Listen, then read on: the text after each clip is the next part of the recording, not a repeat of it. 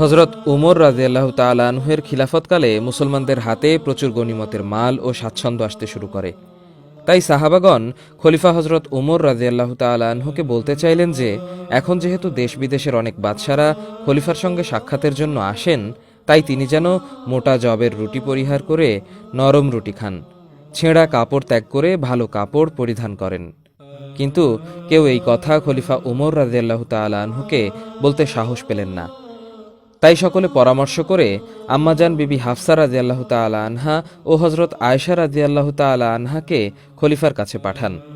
হযরত হাফসা রাদিয়াল্লাহু তাআলা আনহা ও হযরত আয়েশা রাদিয়াল্লাহু তাআলা আনহা হযরত উমর রাদিয়াল্লাহু তাআলা আনহুয়ের কাছে গিয়ে বললেন, আমিরুল মুমিনিন, ইতিপূর্বে তো আমাদের কাছে তেমন কোনো সহায় সম্পত্তি ছিল না, তবে এখন তো মুসলমানদের সচ্ছলতা এসেছে। একের পর এক রাজ্য মুসলমানদের দখলে আসছে, আর এই কারণে দেশ বিদেশের বিভিন্ন রাজা বাদশাহ আপনার সাথে সাক্ষাৎ করতে আসছেন। তাই আপনি যদি মোটা জবের রুটি পরিহার করে নরম রুটি খান ও ছেঁড়া কাপড় ত্যাগ করে ভালো কাপড় পরিধান করেন, তবে ভালো হয়। খলিফা এমন প্রস্তাব শুনে ক্ষিপ্ত হয়ে তার মেয়ে বিবি হাফসা রাদিয়াল্লাহু তাআলা আনহাকে জিজ্ঞাসা করেন, কে তোমাদেরকে পাঠিয়েছে? আমি যদি জানতাম তবে তার গর্দান শরীর থেকে আলাদা করে দিতাম। হাফসা রাদিয়াল্লাহু তাআলা আনহা ভয় পেয়ে গেলেন। তিনি আর কিছু বলার সাহস পেলেন না।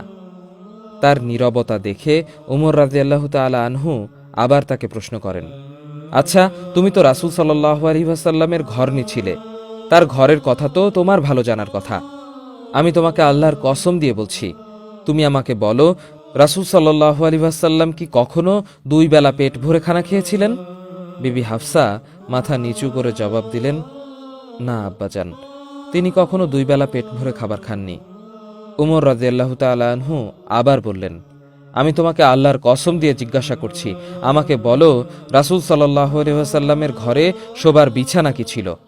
বিবি হাফসা জবাব দিলেন, একটি কম্বল, যা আমরা দিনের বেলায় 1 ভাঁজ করে বিছাতাম আর রাতে ওটাকেই 2 ভাঁজ করে বিছানা করতাম। হযরত উমর আরও জানতে চাইলেন, আমি তোমাকে আল্লাহর কসম দিয়ে জিজ্ঞাসা করছি, একদিন তুমি ওই বিছানাকে 4 ভাঁজ দিয়ে বিছিয়েছিলে, তিনি কি তা নিষেধ করেননি?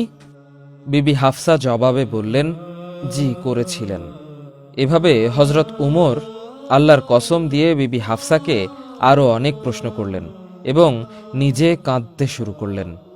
নবী করিম সাল্লাল্লাহু আলাইহি ওয়াসাল্লামের সেই সব কষ্টের কথা মনে করে তখন সকলেই তার সাথে কান্না শুরু করে দিলেন।